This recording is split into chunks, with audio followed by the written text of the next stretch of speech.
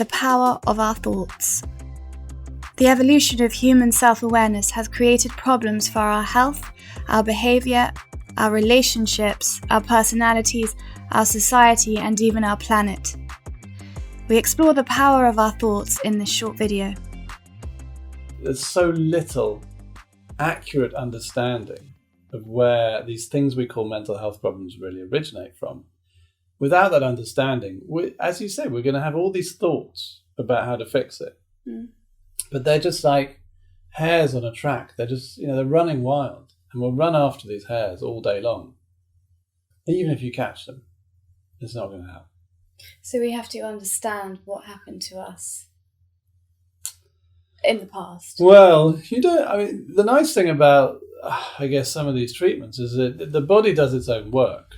And even if you never gets up to the prefrontal cortex, even if you never remember it or understand it or know what it is, you can still just, the mammal system in your brain and body can still do a lot of really good work. So the thing that I guess I'm passionate about is trying to educate people so that instead of chasing after all these sort of phantom ideas of what's wrong with them or phantom cures of how to fix it, people just get really clear that most of what we call mental health problems stems from an overall underreaction in the nervous system to what's actually happening in the present day. And usually what's happening in the present day isn't that bad.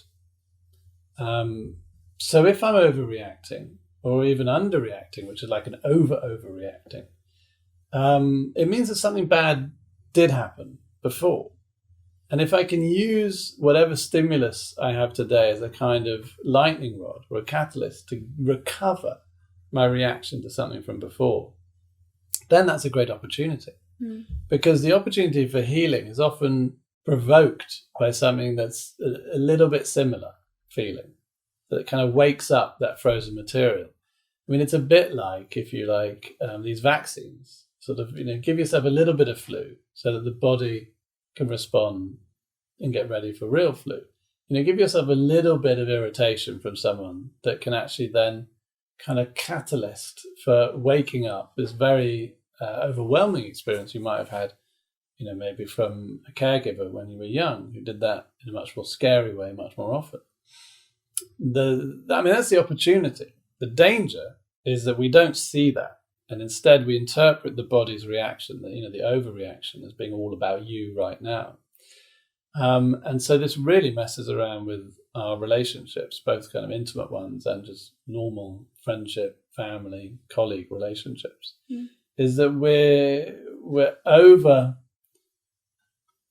attributing the reactions in our minds and bodies to what's happening right now. And this is why we end up with these things we call mental health problems.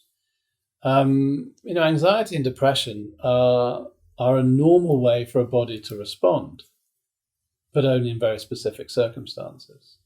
And so if I'm doing that at the wrong time, is that a mental health problem? Or is it really just that, in a way, it's a problem in my body, it's a problem in my nervous system, it's a problem of the nervous system getting the wrong information about the here and now.